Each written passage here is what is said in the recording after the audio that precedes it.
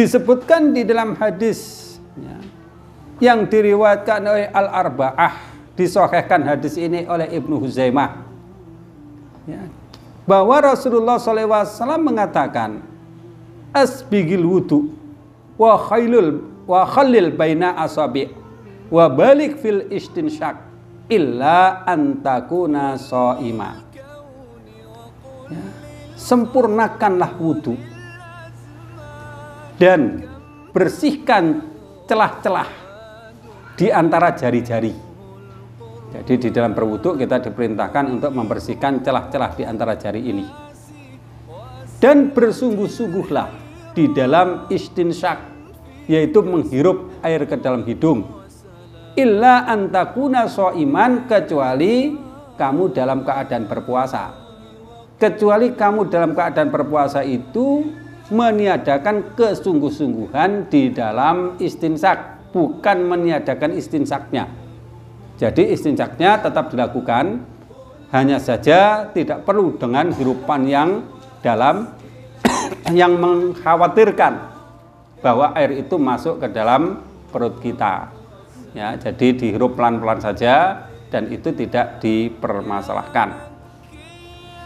Kemudian berikutnya yang kelima adalah mencicipi makanan. Mencicipi makanan yang yaitu memasukkan makanan di lidah kita atau di mulut kita. Ini diperbolehkan selama tidak ditelan. Ya, jadi terutama bagi ibu-ibu yang masak, agar masakannya ini tidak kehilangan rasa, hambar, maka dia boleh untuk mencicipi makanan itu dengan menaruh atau meletakkan makanan itu di lidah atau bahkan di mulut, baik dalam jumlah sedikit maupun banyak, selama itu tidak ditelan. Jadi menimbulkan rasa, iya menimbulkan rasa, selama rasa itu tidak ditelan, artinya selama zat makanan itu tidak ditelan, artinya dimuntahkan kembali. Nah, disebutkan di dalam riwayat Ibnu Abbas, di dalam Musnad Ibnu Abi Syaibah, dia katakan, la ba'sa ayyudukal halla aw syai' ma lam yadkhul khalqah wa huwa shaib. Tidak apa-apa untuk mencicipi cuka atau sesuatu makanan selama tidak masuk ke dalam kerongkongan pada saat dia sedang bersiap. Jadi karena yang dilarang itu kan makan dan minum. Jadi perbuatan mencicipi makanan yang tidak sampai pada makan dan minum ini bukan perbuatan yang dilarang. Adapun menjaga diri agar tidak sampai termakan dan terminum itu adalah sebuah kewajiban. Jadi kalau memang diperlukan bahwa dia perlu mencicipi makanan tersebut dengan lidahnya atau dimasukkan ke dalam mulutnya, maka tidak masalah, tetapi hendaklah dijaga agar tidak sampai masuk ke dalam perut. Diriwayatkan juga oleh Abdul Razak dari Al Hasan, dia katakan, ra'aituhu yamdahu lisabi ta'aman wa huwa shaim.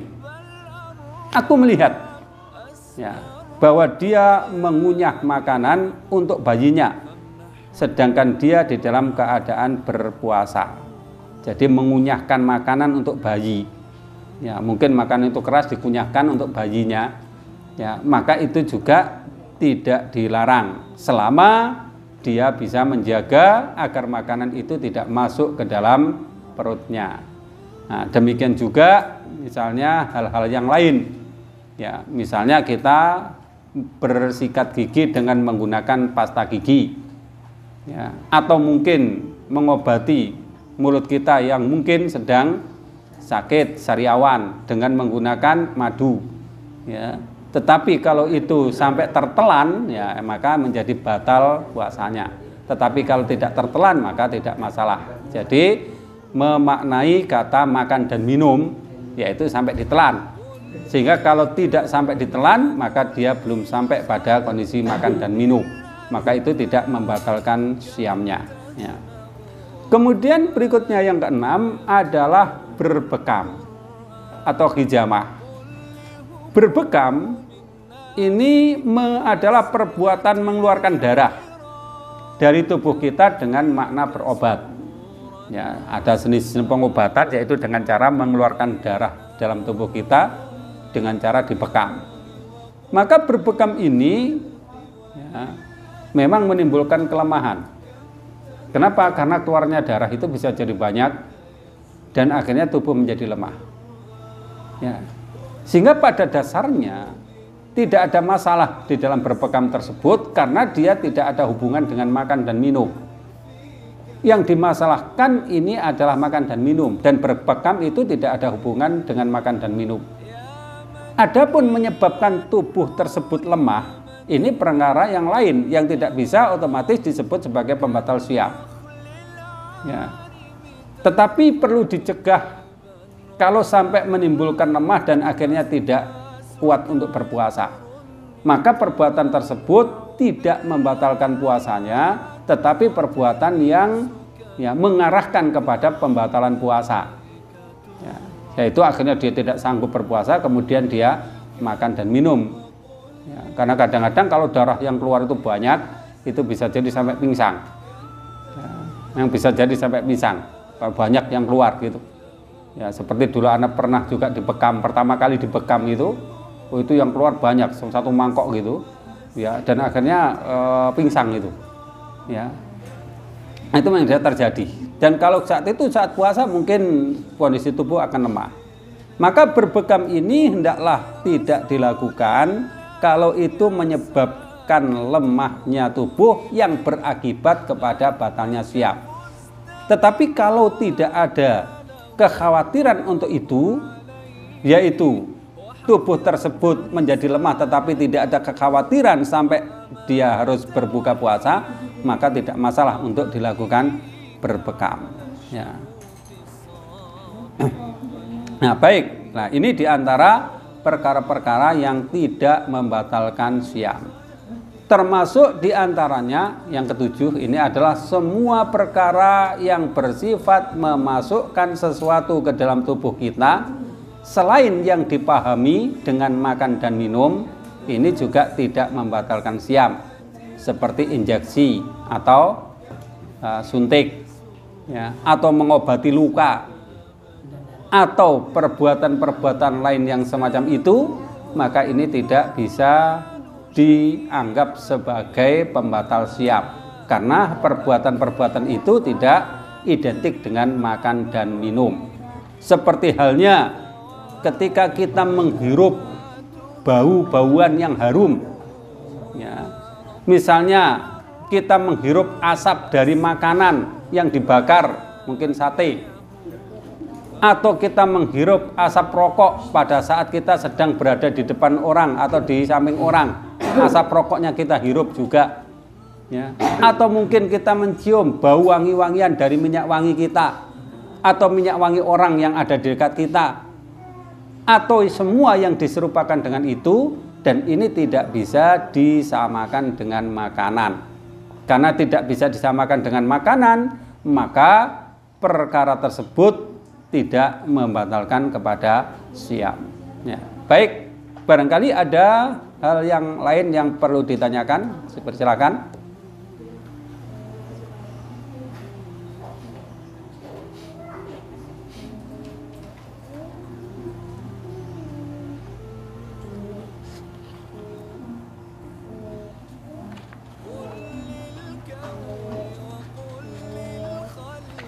Ya, silakan.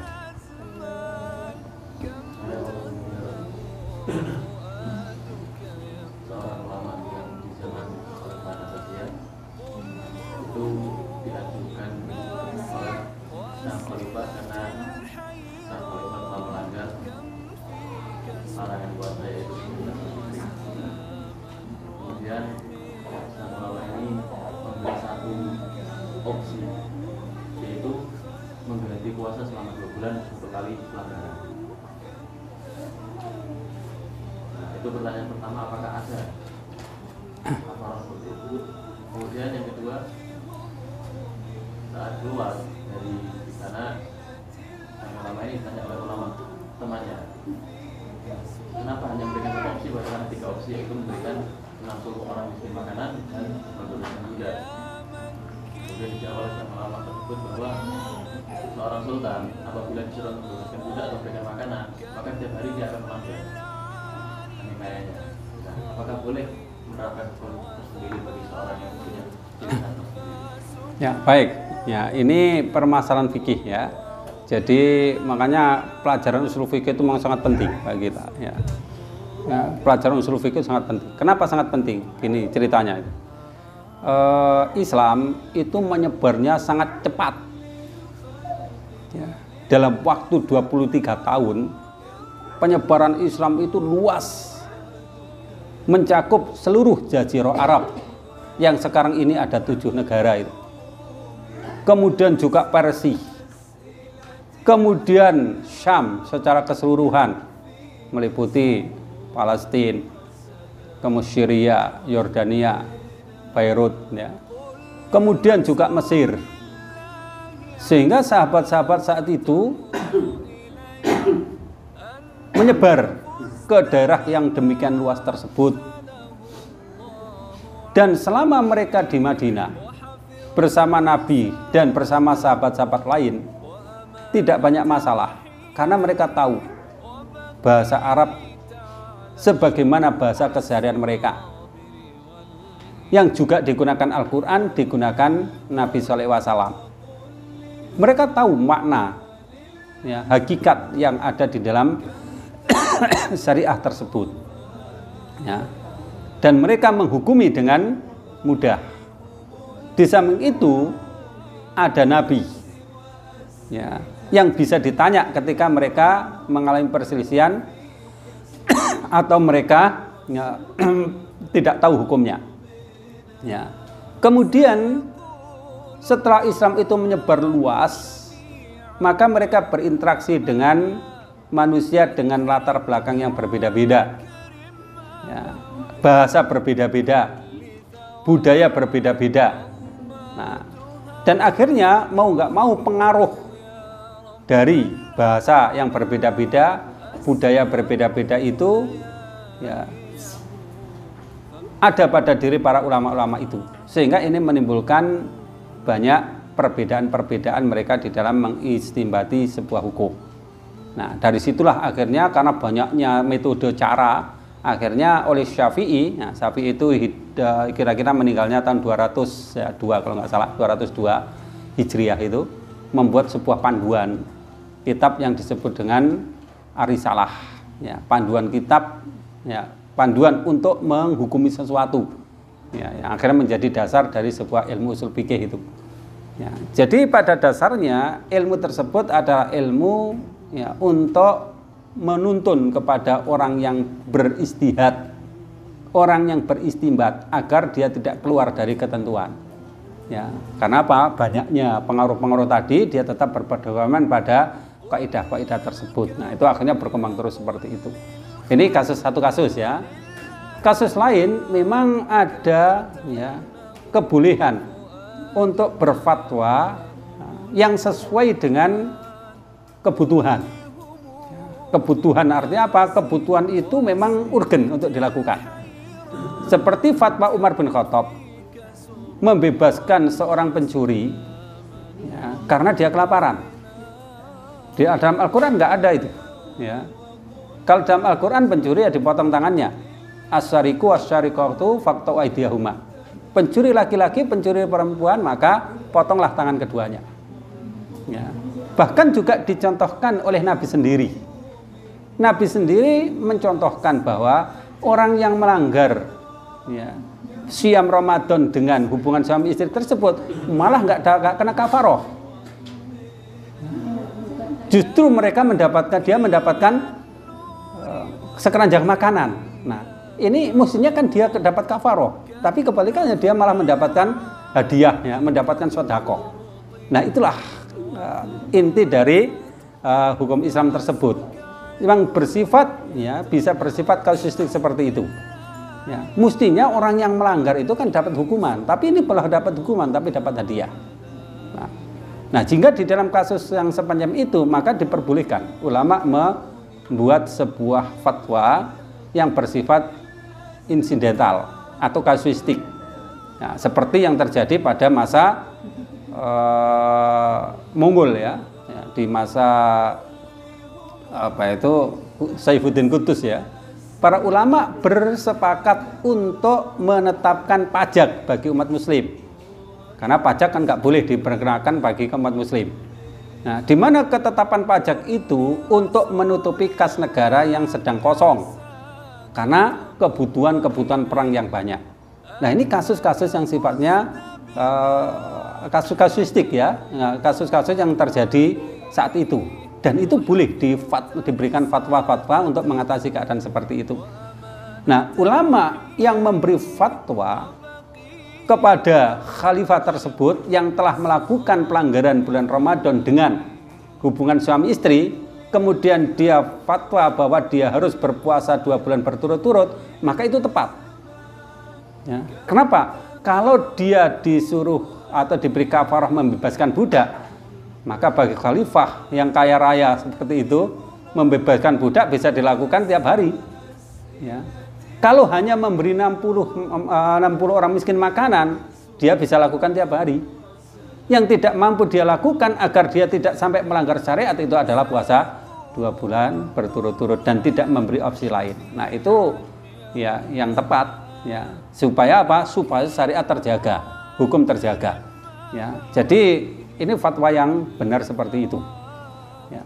Dan tadi kita sebutkan dasar-dasarnya kan ada dari Nabi sendiri, dari Umar bin Khattab, kan gitu ya.